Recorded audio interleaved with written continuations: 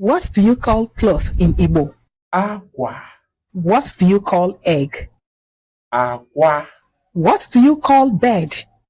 Aqua. How do you say cry?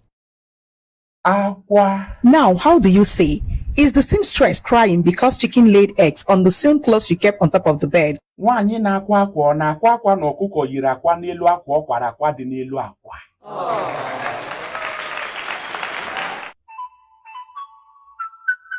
What do you call cloth in Igbo?